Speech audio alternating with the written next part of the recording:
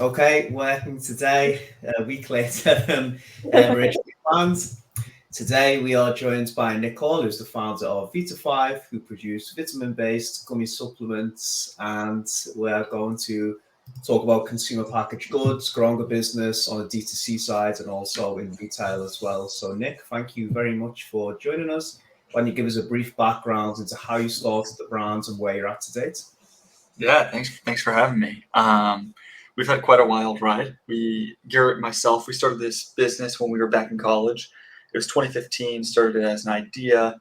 It actually started as customized pill pouches. So there's companies out there today like Cara, Persona, some of those are like the bigger ones. There was a couple back then that were like just very small. Started it like that. There was no customization on the back of the pack or anything like that. Later, we kind of changed the idea over to doing all gummy vitamins, all direct consumer on a monthly subscription basis. Launched the business live in early 2016. First day we got 33 sales and we were on top of the world. We were like, this is just the beginning. We're going to be millionaires by the time we're 22. And we're just like, loving it. Day two, it was 7 sales. It's like, that's okay. Maybe it was just a bigger start. Day 3, 4, 5, max of 3 sales a day. We weren't looking at who the customers were. Sure enough, a week later, we were getting maybe 1 sale a day. And then we go in and look at who the people are buying, and it's all Garrett and my family.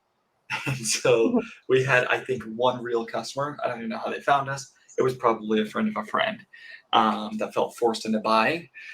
And about 6 months, rinse, wash, repeat for 6 months straight, we were getting, no joke, like 1 to 2 sales a day. It was in the beginning, it was like 2 sales a week.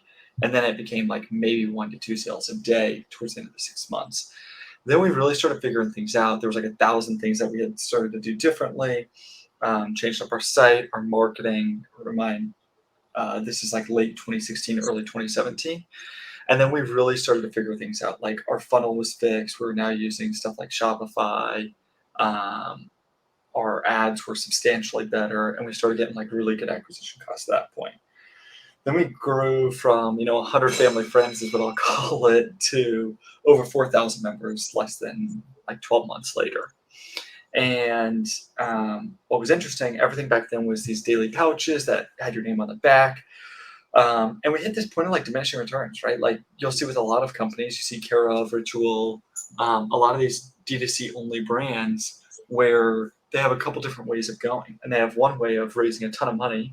So I think Cara have raised something like 80 something million, and they've grown like crazy. They got acquired, and now they're actually in retail.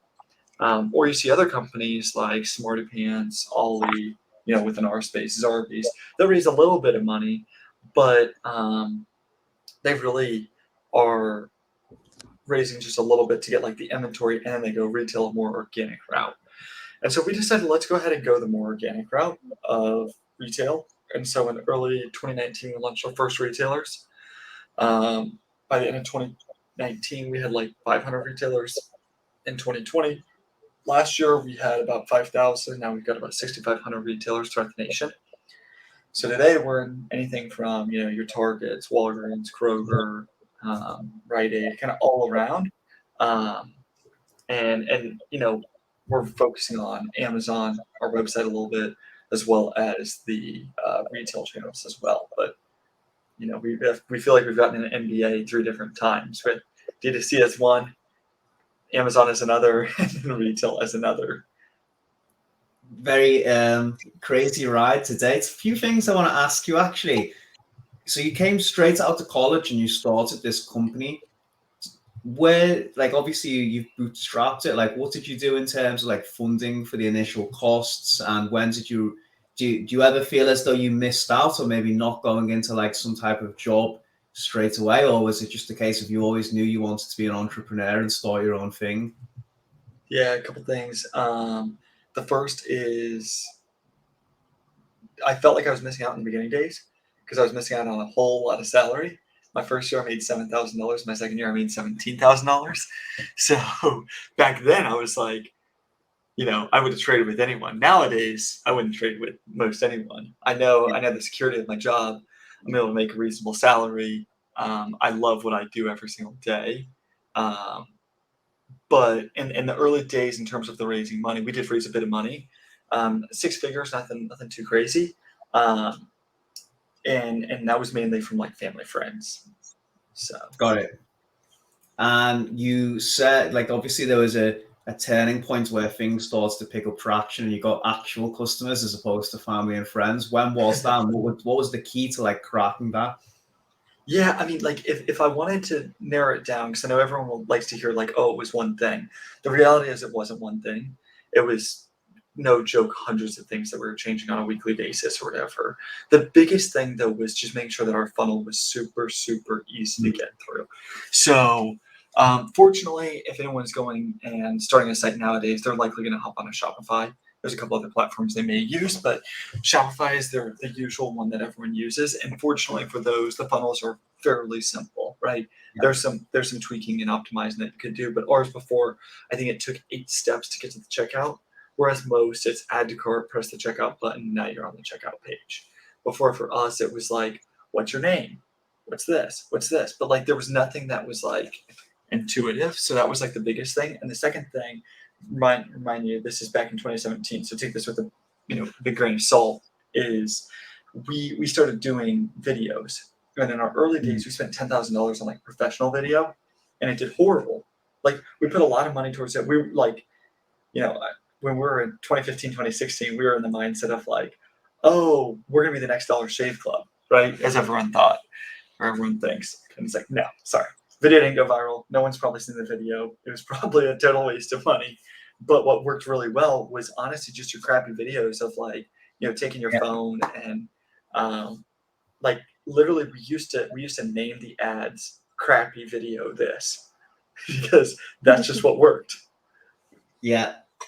Interesting, actually. I think we're going to come into this a little bit later, but you made like a short comment where you said like now you do a little bit on the website. So like it sounds as though it started primarily D2C and now it's became less of a focus for you. Yeah. Today we'll just say like November 11th, 2021, it is completely different than what it was back in the day. A big thing for us is like we like seeing ROI and we like seeing payback, but we also love gaining new customers. And so it's this hard place for us, right? So we used to spend a substantial amount of money every month on advertising, and it would just, ebbs and flows, as usual, which is fine.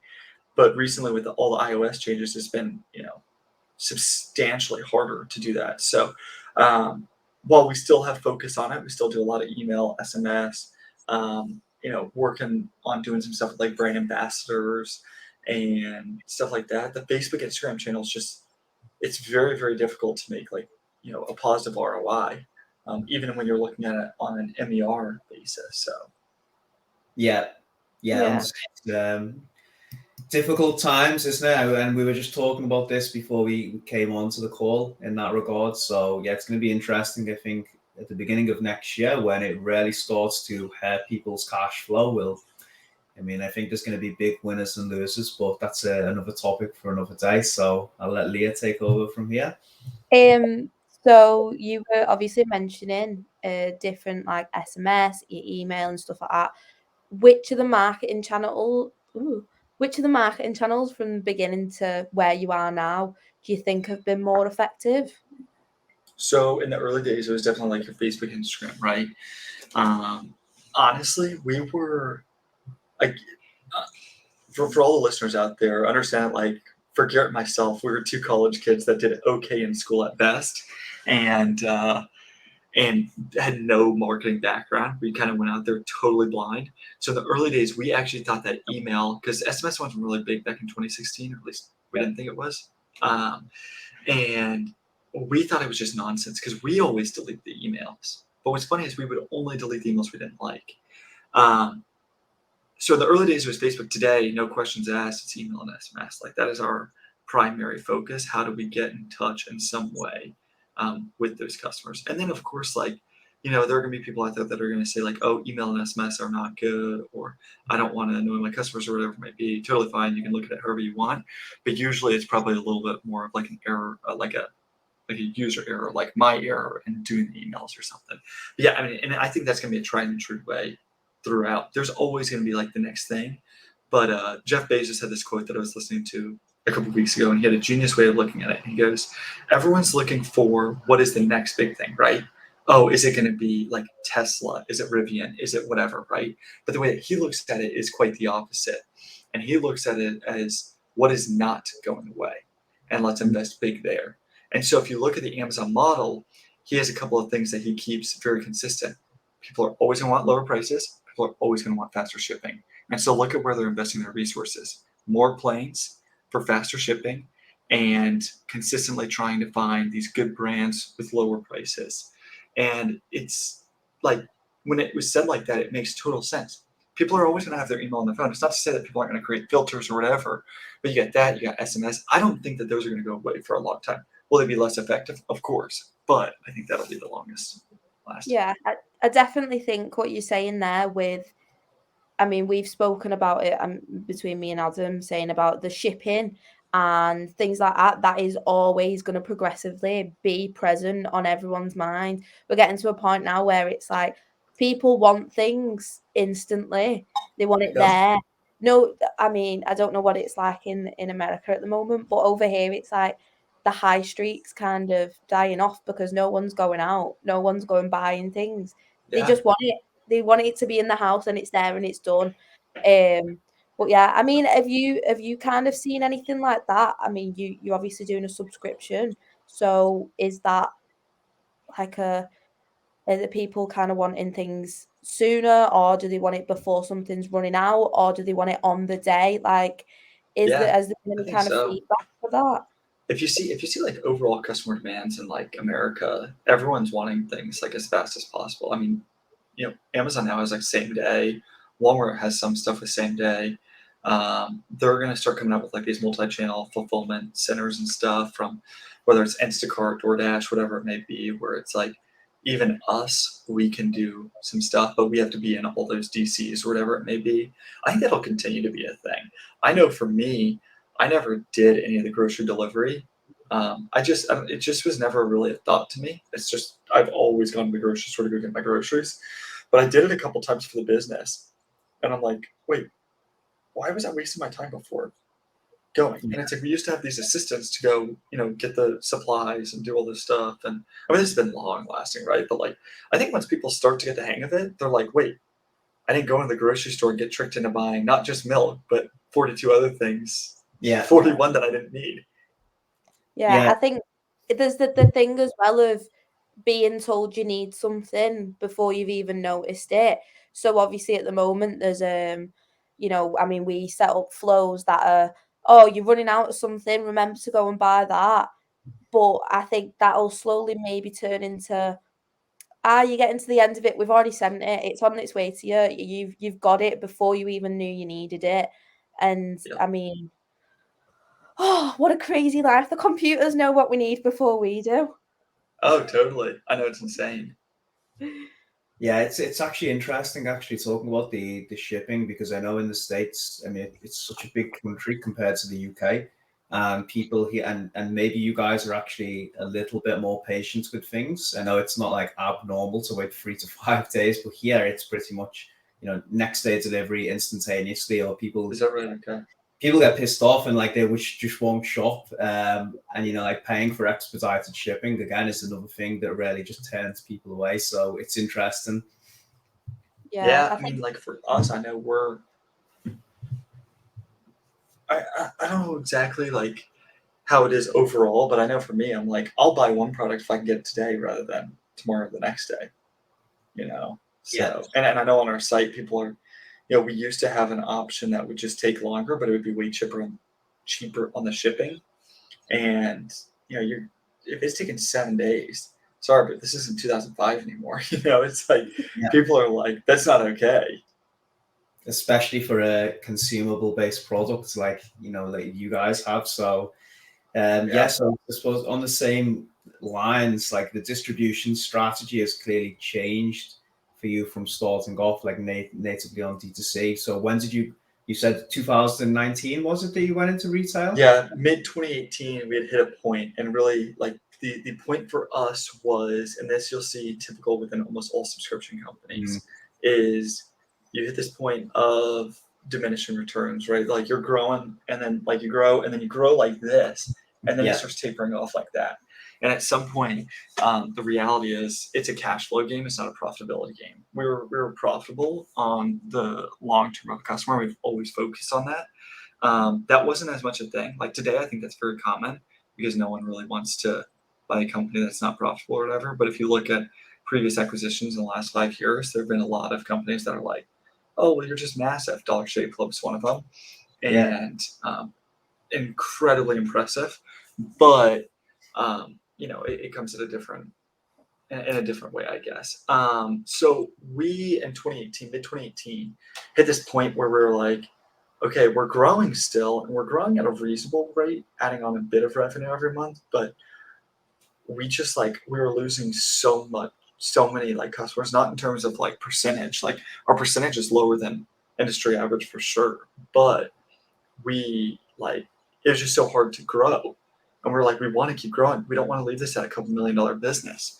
And so that's whenever we decided to kind of switch. And the first thing that we actually did was we put in one product, our melatonin, on Amazon, because people were talking about how oh, I love your melatonin, but I don't want it in a daily pack. Could I just get that separate? And so we're like, cool.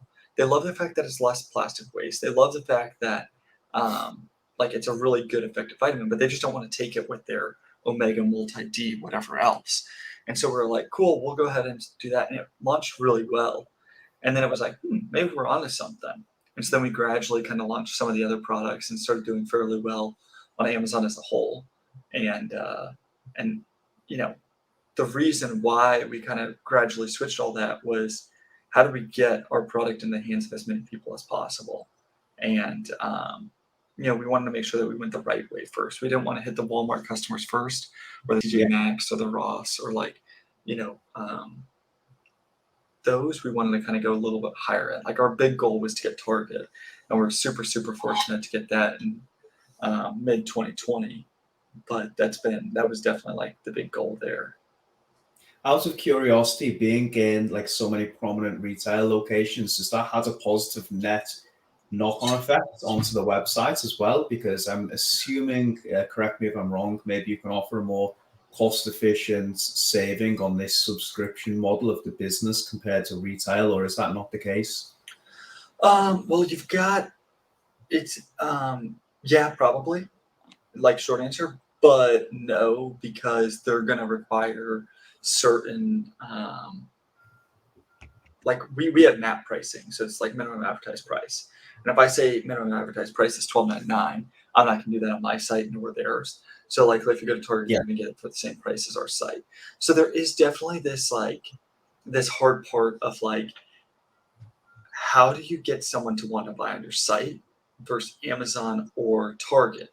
If I'm in Target, sorry, but I'm not going to go to your site and order from your site. I'm here, let me pick it up, I'll get it now. I may even get $1 or $2 off if I'm there at the right time. When it comes to other things, though, I will say there are creative ways that we have been able to obtain customer information, whether it's through QR codes or whatever it may be. And that's been super, super interesting to see. Can you elaborate a bit more on that? If you're willing to share this QR code strategy, I've heard a few people bring it up recently. What are you doing with that? So I think we were truly probably one of the first to actually do it. We are a D2C first brand that then went into Amazon, that then went into to retail, and we try to take strategies from each and every area and bring it into others, while being ethical and doing things under terms of service, whatever it may be. So what we would do is, I don't know what happened here, but we would have stickers on the back of our packaging, and it would say, peel here, scan here for a free bag of vitamins. And the idea is we want people to come in and become brand ambassadors for us. And so whether they're, they have 500 followers and they're, they know people local in their community, or they have 100,000 followers, that was kind of the idea. But what it would do is the QR code would lead them directly to your text. And so, using PostScripts or Attentive, you scan the QR code, it opens up a text on your phone, you immediately send it. Now I've automatically got your contact information. Now there's a couple things that you could say here, right? Like the classic D2C way is, cool, now I can remarket them and send them to our site. Another way that you could look at it is, oh, when we have a Target deal next week and it's $2 off, I can send a text out and be like, go ahead to Target for your $2 off. No deals on our site this week. At Target, you'll find the deal. That's pretty great when you can get thousands of customers. Lay's has never been able to get the customer data, like these big, massive Coke, whatever. And so it's like, what's a way that we can engage them? And we're always trying to like engage people even more, whatever it may be. I've seen other people do it. So for example, this is another company, Hilo. And if you look on the back of their package, they've got a QR code to learn more, right? Yeah. This does not work well. People will then go out there and they're like, well, if someone's doing the QR code, let me do it on mine. I guarantee you this right here. I bet you if they're selling even 100,000 bottles a month, I bet they're getting less than 50 customers on their site. There's something about having like an additional sticker to it, or a like peel off sticker, that gets people more engaged. There's just something about it. Super, super interesting. Yeah, sure someone's going to steal that. I think that is a super interesting thing. I think as well, I mean, I don't know what the deal with America again, but QR codes have become like a huge thing in the UK, especially like after Corona going out, you have to scan a QR code to basically log in and say that you've been somewhere, or if you want a menu, stuff like that. Like restaurants and bars have had QR codes, so like it's really interesting to see it used in a different way, but it's also like when something's really, really present and really like happening. Oh, that's great. I'm just checking my water bottle to see if there's one on there. There isn't. Yeah. I didn't even use QR codes before COVID. So like now they're just everywhere. I didn't either. Yeah. Well, and it was a technology that I always thought was so cool that no one used. So we wouldn't have ever done anything. Like people were putting QR codes on their business card years ago, and people are like, that just looks funky because I'm not scanning that. Well, now, and if you have like an enticing offer or something cool on it, you get even better response, which is really cool. Yeah. Yeah. I think even with certain things, like it's like sometimes you'll go to bars and you'll do it, and like something really funky will come up on Instagram, and it's like, oh, everyone's like, oh, where have you got that from? Why is that on your story? And you're like, I scanned this, and it's become like a real thing. And then I think people have kind of caught onto it a little bit more, and like they've got personalized ones. Yeah. Adam, we need our own magnet monster QR codes. I think that's the next step. I'm not really the tech person. You'll have to speak to Andy, but we'll figure it out. Anyway, moving on. So in regards to software, what are 3 pieces of software that you don't think your business could live without? So I'm gonna give you 2 answers. One is gonna be like the basics that everyone knows about probably, or the very basis of every like D2C type company. And for us, it's gonna be Shopify for your website. That's like for us, we're very hardcore do that. We spent $250,000 on a custom built site in the start, and it was the biggest waste of money, as I think that you guys can both see. The second one is QuickBooks, obviously, for your accounting. Like we are very much like day one, we were making 0 sales. We didn't even have we didn't have investors at the time. QuickBooks was like the first thing. Still haven't left that. And the third is ShipStation, right? Those are just 3 like very, very basic things. If I go into some ones that like are actually what I would consider useful for myself if I was listening, I think Dovetail is one of the best softwares for influencer marketing / brand ambassadors. There's a number of different things that you can do on there to like find these influencers. Brand ambassadors, whatever you want to call it. I can look up another company. So if I want to look up Ollie specifically and see everyone that's ever posted a post on Ollie, I can then go get them, put them into a list, and get the emails for all those people. There's a couple of things that we do like very, very creatively with that. Again, we mix the D2C with the Amazon with the retail to try to make our marketing strategy as strong as possible. The other one is like just Amazon, right? Is just Helium 10. That's a huge one. There's a number of things that you can learn throughout it. I think it's really good just for overall data. So when I'm going out and launching a new product in retail, if it doesn't have a certain amount of search volume, I won't even actually suggest it. If it's this high growth, I'll launch there. So I do 2 different strategies. I use an Amazon strategy. So maybe it's just, for example, it may have 5,000 searches a month for a certain type of product, whereas like melatonin gummies may have hundreds of thousands of searches a month.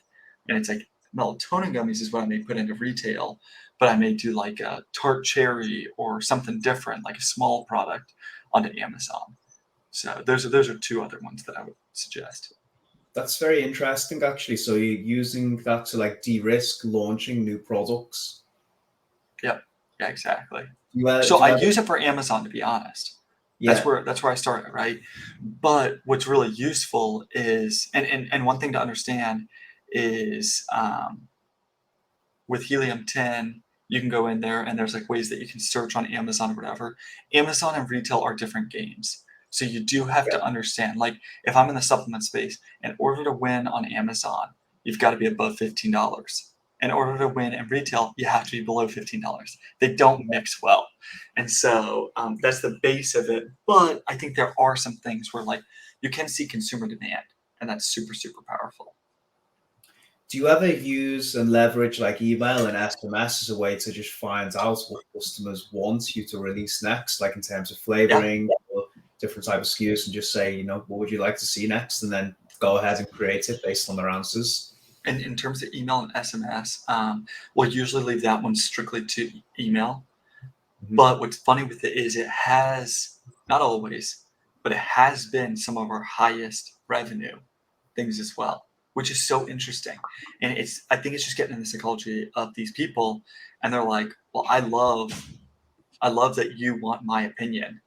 And they go on and they buy something, or we leave a 20% off coupon since you gave us a survey, or give you $5 or whatever. But it's actually super useful. And you kind of hear, like, one of the things we asked what flavor people wanted, and one of the highest responses was watermelon. And I'm like, what? Watermelon? That would have been one of the last flavors I would have launched. But I'm like, well, if that's what people want. Yeah. So. Super interesting. And then you can obviously minimize like there's loads of statistics, isn't there, on how so many new product launches fail because the founder or think it's going to be a great idea, but actually it just flops.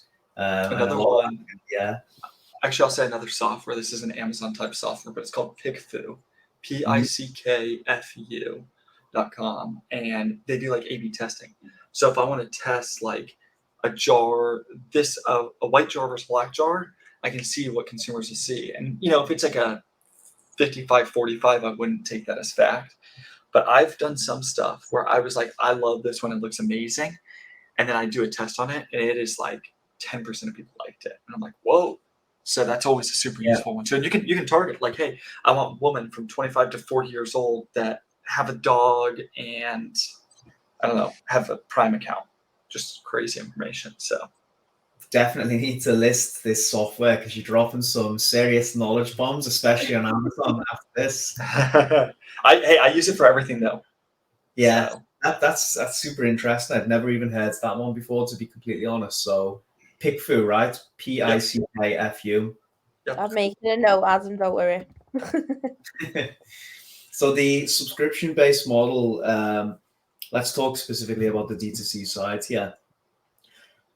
There's a lot of talk on this at the moment. So how soon up the funnel should you try and push customers onto this? And I know a lot of the conversation has changed recently, I think, at least what I'm seeing on LinkedIn and in the space, like, just naturally let the consumers go onto the subscription rather than incessantly like trying to push them onto it in the beginning. What's worked for you guys? Like how, and if you don't mind me like asking, like what split is there between one-time single ad hoc purchases compared to like the subscription model? When do you typically see people move on to that subscription model? Yeah, I looked at the numbers. It's been a little bit since I've looked at them. I may be a little bit off on this, but the idea is still there. So don't quote me on numbers, but when we did a one-time so we have one-time and subscription available. If you go onto our website, Vitafive.com, you'll be able to see that there is the on all pages, not just the product pages themselves. Like on the catalog page, you'll see one time or subscription. Yeah. When we were doing one time, we're getting like 15 to 20%, if I'm not mistaken, to subscribe. When we moved it to the subscribe and save first, you're getting like 40+%. Wow. And again, those numbers may be a little bit off. I'll have to go back and actually double check it. But it's something crazy like that. Now, exactly as you said, right? Like you get companies like Olipop that are like, no, we're not going to force you into subscription. First off, we're not forcing you either. We look at the biggest company out there. Amazon puts everyone as subscribe and save first. Yeah. And the average amount of buys per year is something like 4.5 on Amazon. I have a feeling that Amazon's done with a little bit more data than we have. We never want to push someone to a subscription if they haven't. Like, hey, if you want to find out the quickest way to save yourself, whatever it is, 10 or 15% on our site, go subscribe and save and cancel it right away. You know what I mean? Like that's always your 15% off, 10% off coupon or whatever. Because like at the end of the day, it's like there's 5% of customers that actually do that, right? Like most people are like honest, great people that like, aren't trying to scam the system or whatever. So I've got a little bit of a different look on it. I see it from both sides though. I think that both are important. Our thing is there's a lot of companies out there that push subscription for things that aren't needed to be subscription, which is fine, right? Like again, a lot of these people are data, like using the data, and they're like, hey, we're able to get this much more revenue. Like that's what most people are looking at, right? For us, we look at it as like we truly want to help people to be able to sleep better at night, to feel better during the day, to be more active. Like we want all of those things together to make someone's life better. And so we see ours more as like, hey, it's a necessity. It's not a soda. It's not a fun drink that you get to have or whatever that you really don't need to be on subscription. But the reality is like 70% of Americans take vitamins every day. So why not just make it easier to do this? Yeah, just solving a fundamental problem. No, I agree with what you're saying completely. I think ultimately, the consumer's going to decide what's best for them. So if they want to go on the subscription, they will. And if they don't, they won't. And like you said, they'll just cancel if they don't, because it's just the same, right? It's like you got a coupon if you're a first-time customer, which is 10%, and it doesn't apply to the subscription. So it pretty much works out the same either way. Yeah, exactly. I think especially with health and things like that, it's like you have a subscription for your gym. You have, if you ever have to take tablets, it's on a prescription, and exactly when it runs out, it's there. You go and pick it up. You go to the gym. It's like the money aspect. There's like a thing of you can't put a price on your health. Do you know what I mean? You just have to. It's just a thing, and when you take the steps of reordering and doing this, that, and the other, it's like, well, that's just normal. That's just what you do anyway. You'd go to, whenever you go and do your shopping, you automatically go and buy fruit and veg. So save yourself the time of going down the supplements and the vitamins aisle and just get it sent to your door. Exactly. That's exactly how we look at it. Yeah. Cool. Let's move on to the next one. So what would your advice be to new founders in the consumer packaged goods space? Yeah, I'm gonna put this as just an overall. This is something that we just recently are learning, and it's just the most cliche thing. This is gonna be stupid. People are gonna think it's like, well, that was no value. But this is something seriously, like take whatever idea you have right now, and for us, I'll give you an example. We launched Vitafive, right? It's a great product. It's got good value. It's eco-friendly. It's whatever. Like let's not look at the subscription side. Let's just look at retail specifically. It's good, right? But if you go in there and you go and you watch someone go pick up, and they see this is $12.99 and this is $10.99, and they turn it over and they look at the ingredients on them, and they go, "Huh, this is 5 milligrams. This is 5 milligrams. What's the difference?" They're plus or minus the same ingredients. When you look at store shelves, most things in there are virtually the same, right? We now are launching a new product early next year that we'll be announcing probably in a month or so that has a true differentiated value. I'll tell you what I did thinking I could hack the system, be a good marketer, whatever, which was fine.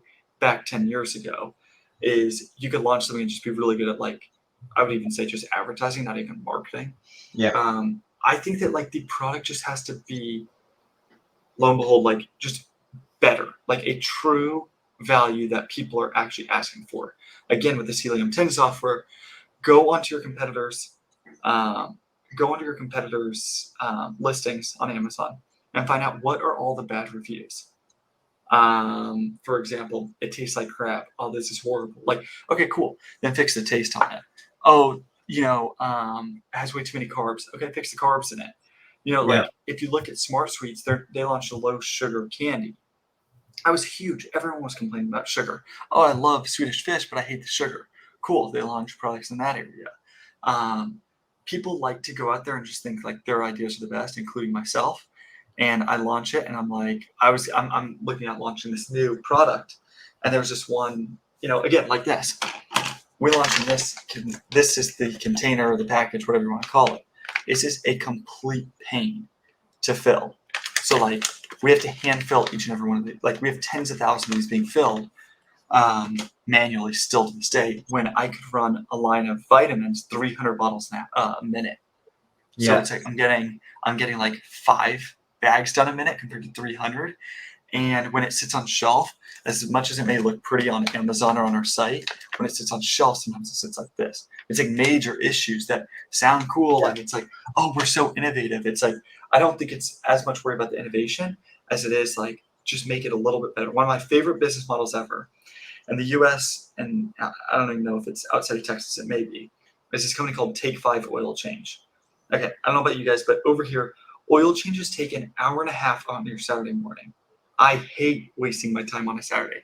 First off, if I'm going to do chores on a Saturday, I want to be done by like 8 a.m. And so I know my dad, it's like, as a kid, it's like we'd go there, he'd get a car wash, get his oil change, and we'd sit there for an hour and a half, 2 hours. All they do is oil changes in 5 minutes. But it is such good value. It's like, cool, you're not wasting my time. I pay a little bit more. I don't care, because you don't waste an hour and a half of my time. I love it. And ultimately, I completely agree with you. And I think going back to what you said of just solving simple problems, if you look at Huel as well, right, who are like a huge player in the supplement space, I think, correct me if I'm wrong, but I believe they just basically made vegan tasting products taste good. And apart from everything else in their positioning, they basically just took a very common problem that people wanted to take more vegan type protein and supplements, and everyone knew they tasted like crap in the market and chalky and really, tasting the earth basically, and make them taste nice. And in my opinion, that's why they've grew to the size they are. Yeah, no, they're huge. It's funny because I don't know a whole lot about them, but I just know they've absolutely crushed it in like every way.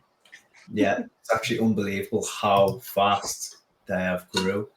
So with that being said, coming on to the final question, and I think you've sort of answered a lot of these like as we went along, but if you could just summarize, Nick, if you had to do everything from the beginning, what would you change and why? Yeah, I mean, I'd keep the same product. I'd keep a lot of the same things that we did. I don't know if I would have launched with the direct-to-consumer subscription pouch, not from a marketing perspective, but from an operational standpoint. Total headache, super capital intensive.